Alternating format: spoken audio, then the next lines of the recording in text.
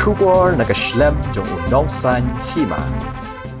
Ka Kompani yang kebalatip kerteng kum ke 247.ai kala Pynïar ya katana terikam jongka hapo ke Jylla da ke bakalabu ya ke slem terikam jongka hapo Shillong Technology Park kebadan huum Sauli. Ketai ke jaka terikam ke batmai kan aikam ai jam ni ki Samla ke Jylla bat ke deiru ke Kompani ke bayadei bat ke International Business Process Outsourcing ni ke BPO lani ke call center. Ya ketika Islam terikam la pelida Menteri Rangba jong ke Jylla Konrad Kongkel Sangma hagas ni satjan pada ketika ke Jakarta terikam la tei haga jinghe ke balong kumba arfusan hajar square feet bat ke bangyam hadu saus pa Angnud. Shushu ketika ke Kompani ke donru ye ke jingtemu ban beitingka ban tau kumba palat hajar san spa atliki kam la kalong ke batrei bat ke Kompani neki kam badon jingedai bat ka na ke benta ki nong Meghalaya ha kini ki arsnem ban wan. Ke 247.ai kala terikam hasilong la kumba sisnem AA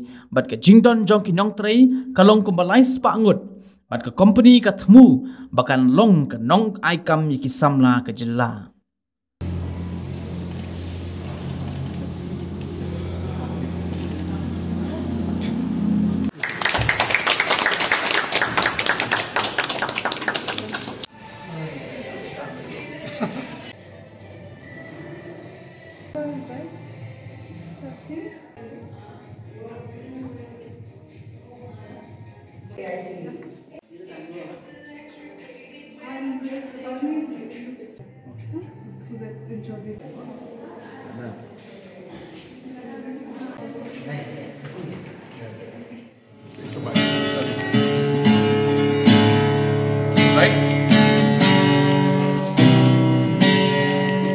Thank you, sir.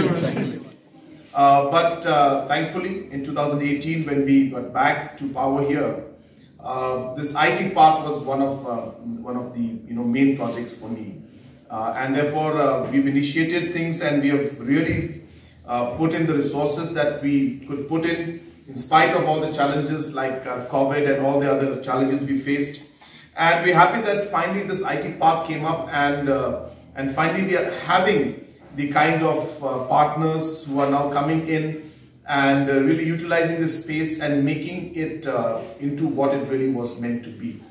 And I'm also happy to announce that the second phase for the IT park, which is about 115 crores, has already been sanctioned. We should be able to tender out and a lot of the work for the starting of the construction. And we expect that by January 2023, which is just a month away, that the construction for the next phase of the new IT park, which will be hopefully almost double the size of this one, is going to start next month. So really we are really looking forward to that. And that again is a show, as I said, it shows the kind of intent that we have and the kind of commitment and also the belief that this is a sector which can really have huge potential and huge job opportunities, especially for our youth. For Meghalaya state as a whole, we realize that there are certain sectors which are very crucial for us to be able to create the right working environment and the right job opportunities.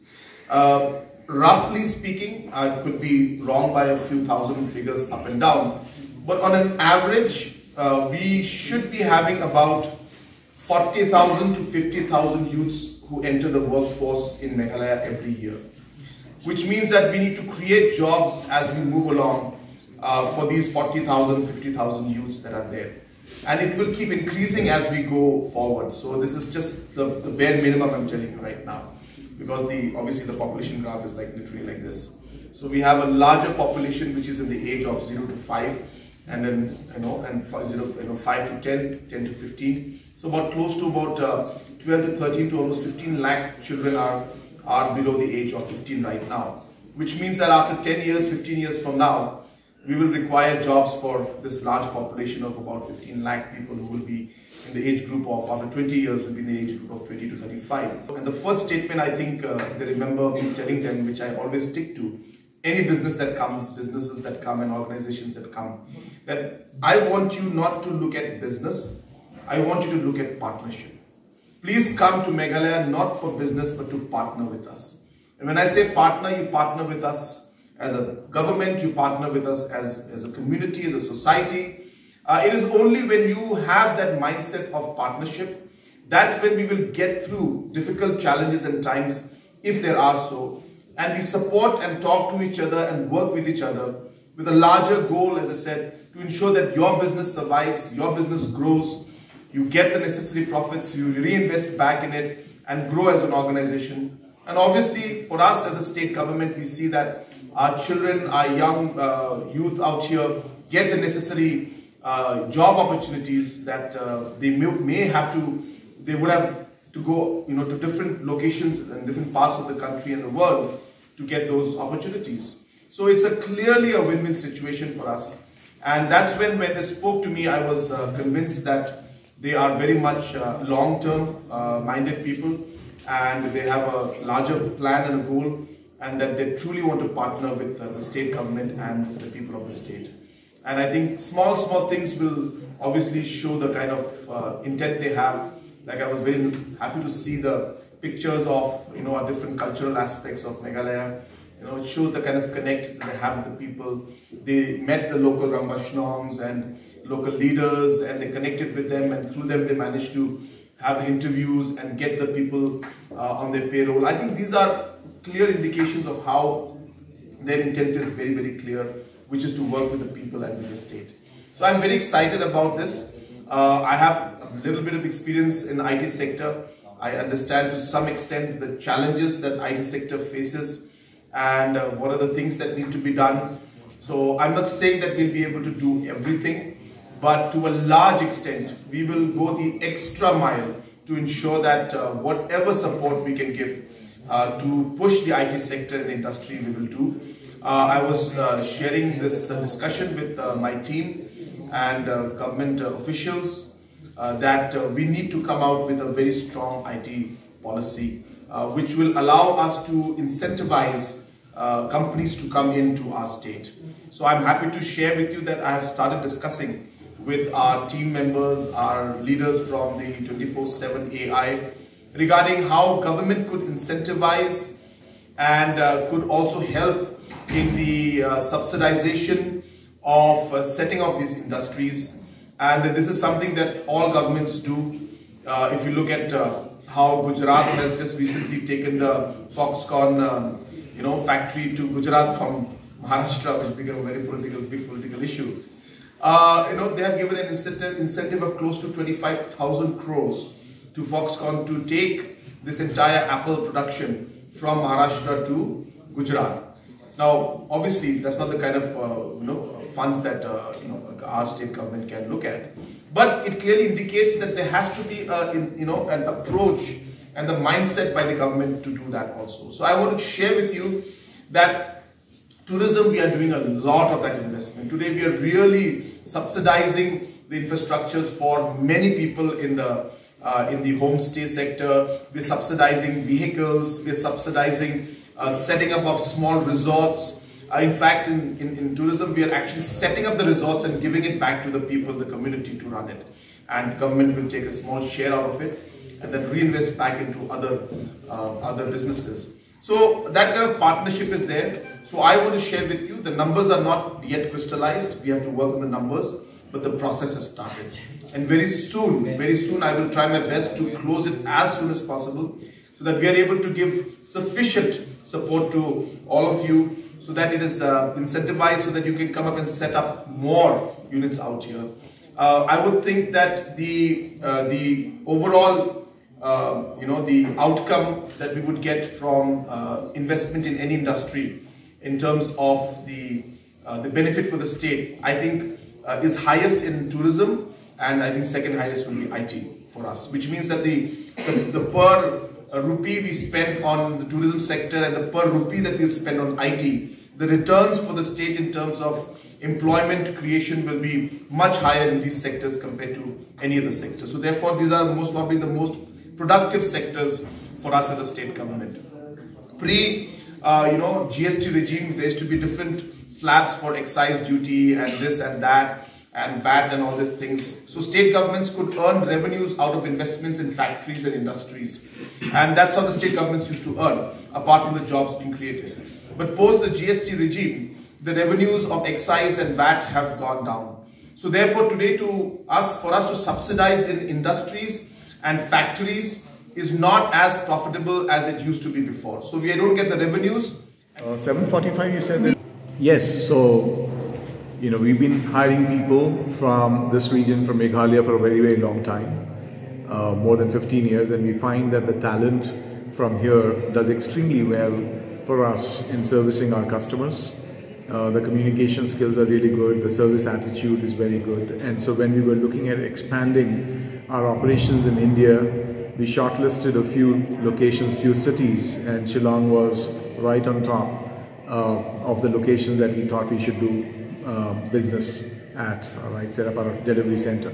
So that's how we decided on Shillong. We came here, we met a lot of people, youngsters, to understand, what do they want to do, what kind of jobs they want to take up, etc. So we did some focus groups, etc. And from that study, it was very clear to us that we can set up our operations over here. So that was in 2021. And then in September 2021, we started our operations here. It was extremely successful last year. We hired several hundred, more than 400 people in a matter of about 4-5 months. And today we have 300 people already working for us, servicing our customers globally. So it's been a good experience for us, and that's why we thought we will expand our operations. So we set up this 25,000 square feet facility in Software Technology Park. The facility that you are seeing over here. It's beautiful, and we've made it very colorful, vibrant. We've got a lot of Meghalaya culture into our facility, pictures and so on, so that people who are working with us in this facility, they feel at home, and they feel that it's very vibrant and colorful, and they love to come to work every single day. Well, we really not faced many challenges because our people were working from home and working from office, and both were equally successful, I would say. So really not much of a challenge. We were able to hire good talent, and so far we've been able to scale really well over here. So I don't think we've had really many challenges over here in the last 1 year. We do believe that over a period of time the infrastructure of the state should develop. When I say infrastructure, I'm talking about buildings, hotels, airline connectivity, internet connectivity. Those are the things which should improve so that we can expand and continue to expand our operations over here. And then, maybe other companies may also want to come here and set up offices. Yeah, so we use social media quite a bit.